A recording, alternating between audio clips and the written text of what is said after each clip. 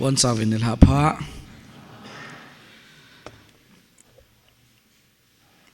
chom cha kan la ding ai ta en short loading ai in pastor pan se bang as pung so malai of ding ale 30 minutes 30 be kong kyok mon ngai ding dan na min prizong le tuni i topic diu lang khon hong ki ka min recalling God's goodness and faithfulness scriptural meditation at the end si pastor panan guna hi in ama sa penin hi chi ken jong chom cha boi sa jong le hi chu topic nga ka hong ki gun na hin nasatan ka phat chom pi ka ti do no min aji chu pathin phat thein ho pathin lung sit na chan ho hi koi pu win jong ki gel do zo zilo ki tha gel do zilo hin ka ki gut sunga hin pathin in ka chunga thil pha ei bol pi ho pathin lung sit ki dang ho tam pi tunin sei do pong ka ting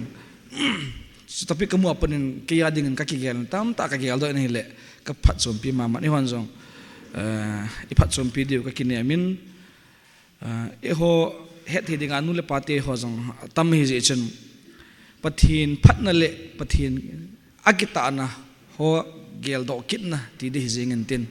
ho het hi dinga ka hin le do hi en tu ni a hi in khuwa in sunga pathin phat na pathin thil bol the na ho pathin lung set na miracles la i pi jong le pathin mi lung set na le akita na ho gel na phat na man di wa hi in pathin hi akita jing apha jing hi ji hin seya seiro hoi wang hi lo ding a hi in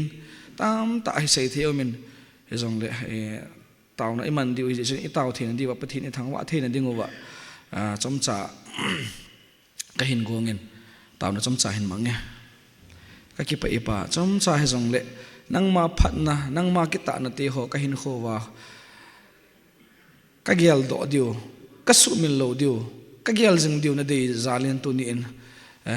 chom cha hin se khom ding ka hevin na phat na te ho hi atam wale anitin a hi akum mung he ta en ka sim do zo lo diu ka sei do zo lo diu hina ngai dam ka thumin he jong le a gel do lo ho in khat he jong le na phat thin ho ka gel do na wa pana ka ki pa na wa pana nang ma ka thang wa the na hi thin ding in lung se ten na phat na tam pi hin sei ding ka hi in hi jong le he pa ka sei zo lo ding hi jong le kam ka le hin mang cha in lang layan hung zo si hin na phat na ti ho thil ki dang nei bol pi ho ka gel do wa ki pa ta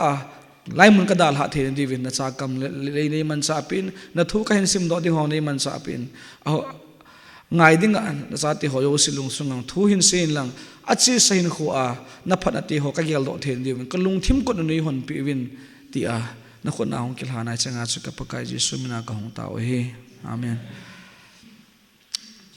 Bible chang aban na si pai jing tin chom cha bu kala ding hi ji chun importance of recalling God goodness and faithfulness ti hi akhat na ka sei do no min atopic pa athopi dan apoi mo dan hi ipidinga poi mo ham ipidinga athopi ham itia hele Bible chang ni ka hin pi in siming kating Deuteronomy bungup chang somle ni chun hitin asayin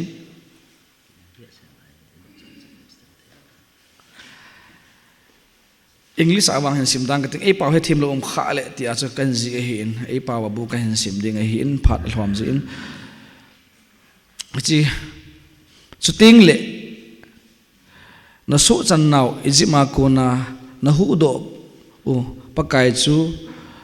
sumel lo zenon hi chi alimum pa kan la do hin achom ji ka hin la hi in achom chom ka kino thim phat mo la saulo da chom chom ka hin la hin ho Bible la chan sim leo chan na su mil lo na ding ching the na ti na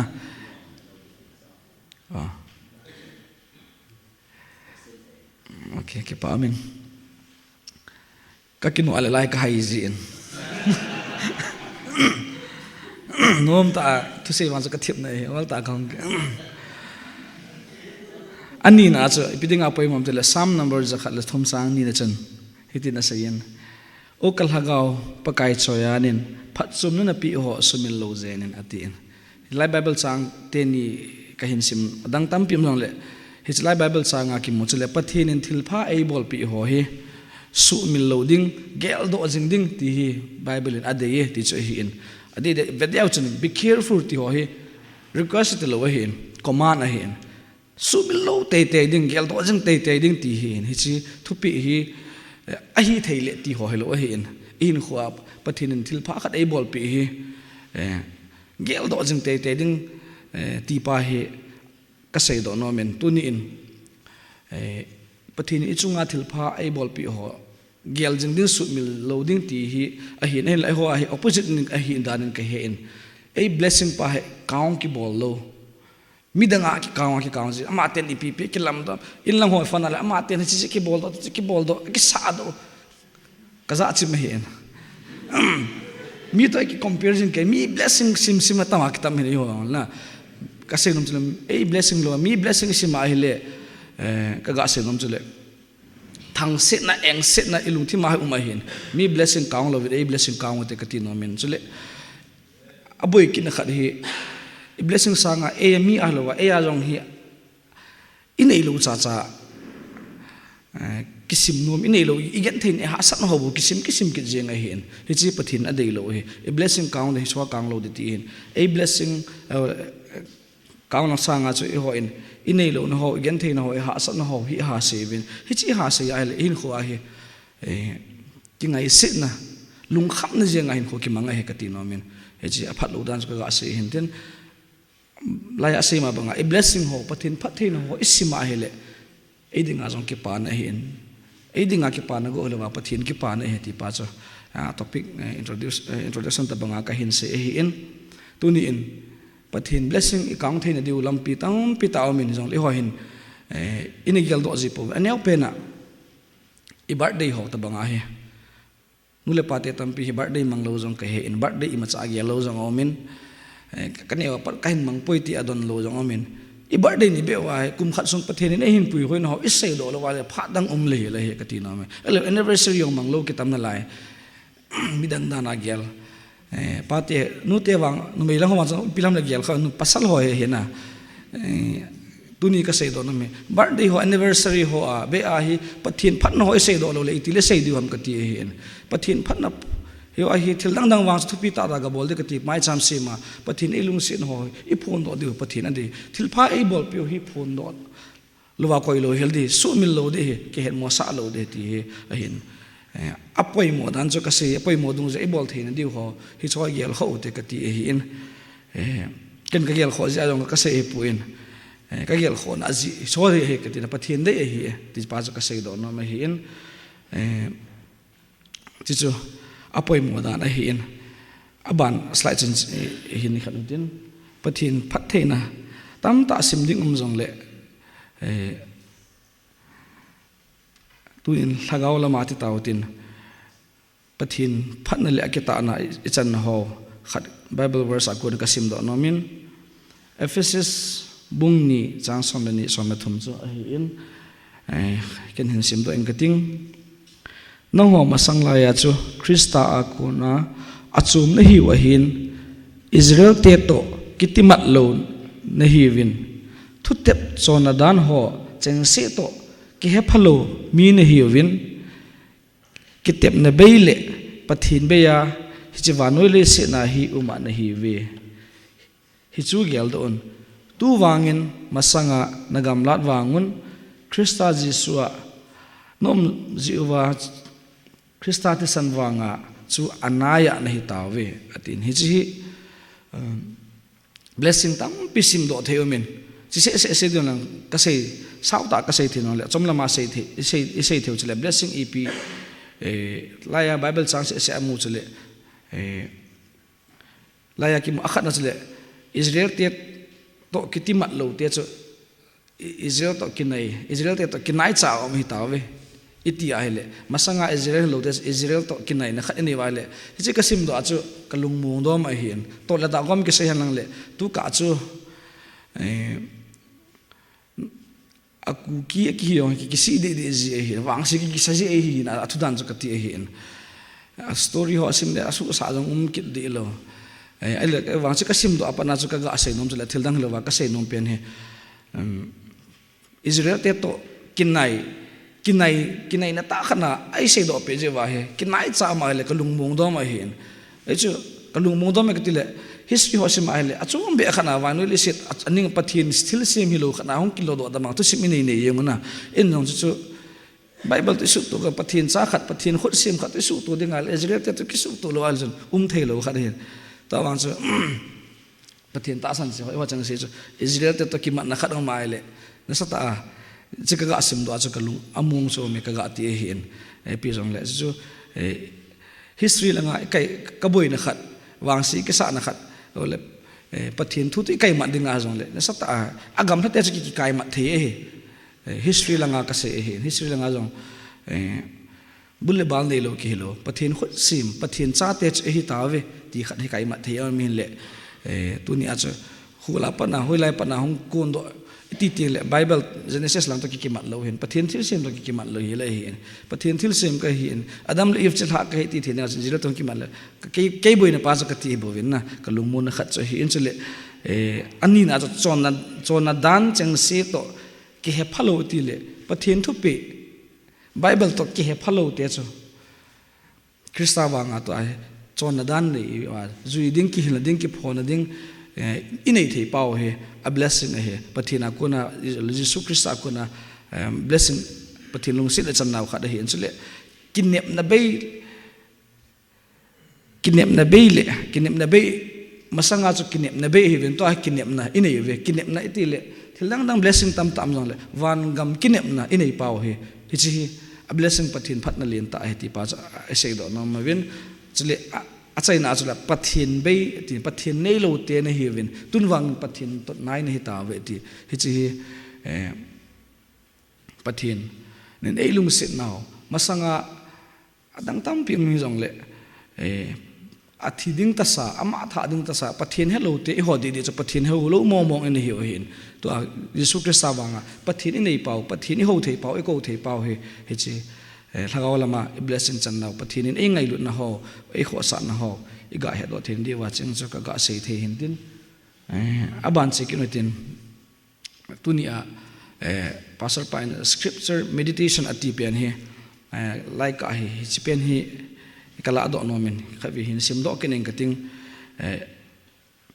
some numbers some sigil chang som la kha som ni che hi in keiman kalungil te in pakai thil bol kidang ho chu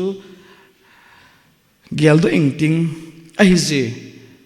nangma thil bol ma sa cheng se jong gel do tang kati na thil bol abon san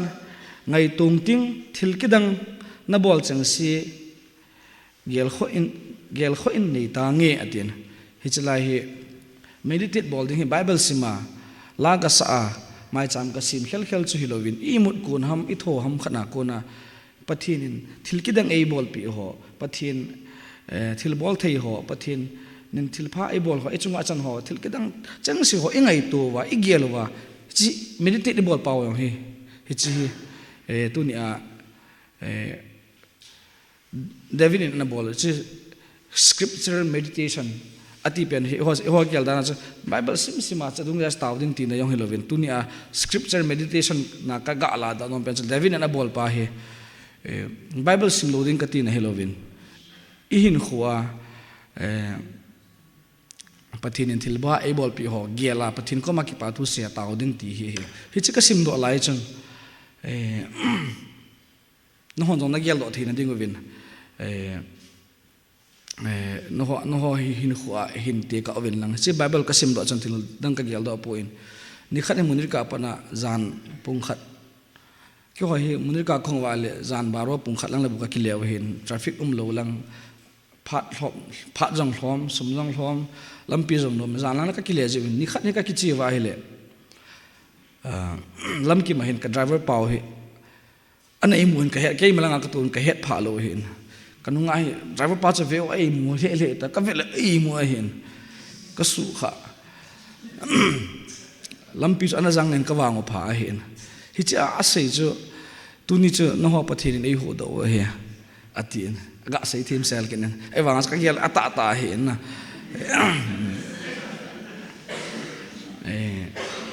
hi chu ana ke sei do kha be se lo wang a thil ki dang a hin inang phone ki web ta pana phone ka vet jala phone visit hen driver ho imuji patel ho pin la vezin 80 jin ta ti sumjin iti apa chi imam chu ka hello hin ai muham ven ta anula pa an vet so ai muta ba hin am ta na sina ka lai lai ma hi kati ben chu hichi bible kasima hichi topic kasima pana chu chu ka gel do masat pe na hin pathin ei ven dan pathin ei hu do dan aman no ase yeng hin tuni wang chu nang ho pathin ei hu do hi ati hin atu se chat wang chu kol pau ka thup lo ke ma chi wong mong cha se ka he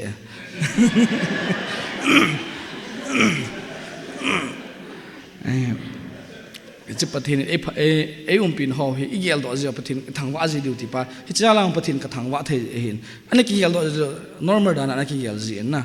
ai pi jong le hi chu hot bang ho ai pathin ấy hu do na ho thil ke dang ấy bol pin ho hi sei do angai a hin phun do angai hin chỉ pathin dei hi ti pa ka ga sei do no ma hin tu ni in igel do tam jong le question hi ni ham kan go ngin ken jong neo khat experience ka sei be no malai chen tam ta ka gon no me le ni question ni ta bang ka hin go ngin pha no ma le ban ka gunga lang tam ta ka gelin no ni ka ga iga gel khom diwa ka hin de hanin aban chen bol le chen pathin phat ho gel do thein ding wa i zat ve na thi khil ta em ti hi hi en thi na thei accident ham tuya ham thela ham alo le pha thing chung ham kain ka gel do da bu kan ko he na hi chwa ko na pathinin na hu do na ho gel do enti hin kho wa te ding hin tu ni hin pathin elung sit na ichan ho thi na thei tam ta accident tu kha jong dun i khot gu sa le accident na so cha jong tam ta em diu ka ta sanin chole ineu lai kaneu lai jong ka gel do en tui wadung ka kisap na wa atui no ya kisap thelo tui nei lo a sunga thidinga kum kalung ya la chu ei vui chai wa ta en athidinga ki ya la he na jong le no mai khat neu no kitin kasama hung kai do ni dal su pe hung kai do he en so ta bang chu no hon jong na tu mai thiu neu la ya tui la kisap ma tui na lo a thi khiel tui tam ta kiwal tum pu se naung ki le thiwa tas na de he na kong kana sti hin tam ta pathin be se ho ka gel do en chole neo zip lai gol han ti lai wacha ka kap na thing chunga wacha ka cha no hin go phela ka kap na ka hi la hin ai wanga anoi la to ata ma ka hi la zo thing ba ka ki mat kha ka ki khai da na hin anoi la ka ki mat kha hin so ka nung gela hi le thing chung lang thel la am cycle la thel la so cha chu awang phama mong ki hi hin ka se nom chu kiong ka so cha na pathin I hu do na tama tam he ka gel tam ta ka gel do bon sei jo pong ka tin hi che ta bang an ho jong kan question dung ya he thi na thei ki su kha na thei pathin na hu do na te ding a hi en he ho za la pathin I thangwa diu tu na ki pa thu sei diu hi pathin na hu do na tam ta ding a he ti so hi en tu ni en hi cho ta bang na tu lo wa hon le na tu lo yang pathin na lung set che ka ti no men na ima cha to lo no ma le pathin lung sit na ki ho sa nga pathin lung sit che ta pathin ko ma ki pa thu sei diu hi ka no min zani monday ni sa sat pa hong do chang ka ga wail hu no vin tu hap ta song chu hi en ama ho na par ko hong do wale hiti ko wala khat nga pa na kho bai na ha ha ya hong hain tin ahung kal to te ho langa par hong kal to ha ta ki ta tu vin khat pa wang so helmet khu ye chen amai lang ha ke na thi wang lung jeng en amai chu bun wang a chu thildang bol po phone a bolen phone a kolin ko bol ham ke ha poin khat chu chat talo thip be am jeng ai ten mi khat chu mini ki pu khat cha changa hong thai he en mini wang cha dam nan ten khat wang cha pum cha lo ai ta en tu hap ta song se a ka tu hin tu ka ga gel do asal ayong atam zo a kep ichanga chi ting kep ki bunan family ti ting kep ki bunan chang hi ting la tam zo hi uber bai ho ki bunga ki haile le jeng hin tu chan ka ti hin kum khat da bang hi ti a hi munir ka pa na ka chi tu na jom ka hong na jom bai ki ha man hin ka ga gel do tu ka sei ding ji a cho ichi le wale na accident to thina tam ta omai the hin pathin ei hu do no ho pathin ei ven ho ka gel do e ka ti no men na na ho ke se lo na ho awa ngen hi ven office ka ngen to ngen hi ven I cab driver pa mo the ho bai to na min ei ta yin the ti ta bang a hin thi na thei din mona ko na pathin ei hu do na ho zal pathin ko ma ki pa thu seu ti chu a hi in nang ho ken ke ya kan se pe na ho an ho ading na ki yal du ka de sa zala phat pe ta banga ke ya kan se he na ani na hospital kun discharge na hi kha ta em hospital na ki admit kham atam zo wang sadam thei a ki hin hospital mu kha yo lo ki umai thi yong atam zo hi hospital pat ki discharge i kha ai le mi nang ma na tabang bang na a nang na hospital a chu kizen ai wanga dam do lo wa discharge lo wa athi a ki podo a mi tam ta o mai he idam mo na wa kun skati he na he chi hi hospitality le akit mi kham lo khang in mun long ti te ke hospital ka ha ke mi khaput in mun awang chu in mun awang athi de cha sa ka hi en munri ka kom lai ka se ma bangin dengi ahung len dengi yo se ve yo se ki ve hung ki ve ji ka su char kha be lo hin kum khat chu ha tan ka da moin hayong ka hai thelo ka thin chuna sawal hin kanaw te ho ayum pi ho si kap mai hin wang phana bon to rebek loi nu to khon nai cha kano ma hin ama ahongin ippa lo ham ama nei ki jan dam he bo athia ka ki yal ta bo inno ya dukan bol kol ho ma hin ama ho gar ne wa e he do chong chong alin lo bun ka he bin inno ka su mel thelo kol ho aphana phat jo hin active wa khana hospital chen e lo wa cha cha kana so cha le bo ke yo neu ti the bo typhoid dengue ti ho hi adamo ho gel neu hi po te ka ti na thi na the hi so ko na idam do wa covid ta e pi ta da mon li adamo ho hi thi na the ing ne ka ti no men hi cha ko na dam do na hi a hospital pa discharge ni a na lup na zal khona pa na dam do na hi ai le hi cho hi hai mil hi en la pathin ko ma ki pa thu tu ni ki pa thu pathin phan ho zal ki pa thu chim de a sei du pa he ka sei do no ma hi en tu ni in achai da jong hen tin lai a zau pu ni jong le kalunga ka gel jing khat dilhi a hung thei ho dilhi ana tong thei dilhi a le khasim thei tu lai kon disan de a cho relief kema omin front line a tam ta omin hilaya thei pa pathin blessing len ta chang he ve ka ti no me hisan ge ya blessing ki changa he thim le hela pathin ko ma ke pa thu sei mal a ki sim sawai a ki ngol sa ki tam da lo hin dilhi ale khan ong sem thei se asim nom tam ta om he to ale khasim nom tu lai I het di hin sim nom ma ayang la I ho banga lampi umlowa a duty post na le khasim ho ga gel do ta hoti na lai na mai the wa le ai wa le nom ta ki ma le kham ki sim nom ki jinai lo na le khasim ho kan ti he I blessing ho ki het nom ki het do zo zi lo hin dunia ka se do nom chele hitu a la ya I ho banga dilhi a khusan nom le khasim nom na tong nom na to nom hin khomang nom ipidi jong le hi chan ge hlung zo lo amo nom ta ba de nang chan pa hi chang zo lo dim set mi mai ti pa hi yel do tin I ho complain bolding aki ngai se ding ai pe ha tu like depression ding yel depression ne ding nga pathin ichi level chi hi po ve ka ti no me hi banga blessing pathin ke changa depression pe ga akrijina la ke ma so ka nei lo he atu dan sa kati na pathin phat thei banga ai bo wa again thei pen ka he lang khana sum pai thul na ipilam thu jong le pathin ini ji wa sa kati he en tunin itin mun ho ichan mun ho adi din officer tam pi min to hoi private ta government ta to hoi ta emu ho hi mi adu sa achang no ma ve achil valval jin tam ta mai ka ti no me hi achang no achang ro lo cho hi anewin ngai tu po te tu na hi na ho yo si yong hi pathin nen elung set na ho pathin akita an ho ti pa se do no mai hi in chen chen hin chaing ka ting taw na zo enei diu ka no min tu nia ka se ma banga pathinin ipina pa na ipi abona wang igel do zo lo mai thu pathinin in khuwa elung sit na ho eina hu do no thina thei zo sia ko na eina hu do ho zalen pathin ko ma ki pa thu se uti ol epi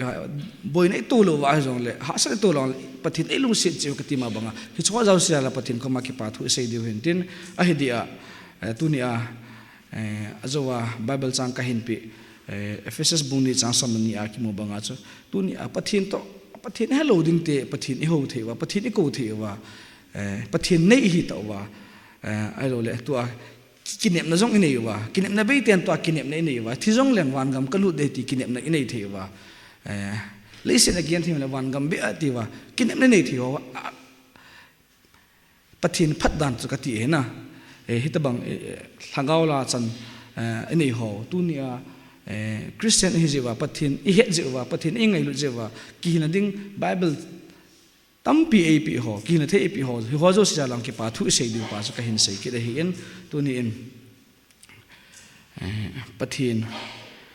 phat na ho tampi sei ding omin ken sei ru pung kating nang man hin khuwa ki gel lang hi ho jo si so abana igel wa pathin ko ma ki pa thu sei wa pathin I thang wa diu hi ka de hi en tu ni a topic dung recalling God goodness and faithfulness ti hi in faithfulness ti lang tam ta ka sei ro pun jong le in sunga om ding hi izita ki ka am ni blessing tam pi om ding hin hoyo se sei ro pun ka ting tu ni in ema in pathin ko ma ki pa thu sei utin pathin an thang wa ti ti cho hi in ibon cha in taw khom na iman diu ka de in ibon cha win an ta wu hitin tu ni in achai na ding in khum khana pahol pawin ho jo si heading a chaina inei pe win chu ke ma pha hon ta ema kila na thei bang chen na kilaw tin pathin phat na ho gel khom chen abana kinolo win abana simutin pathin koma ke pa thu na se pathin na thangwa khom te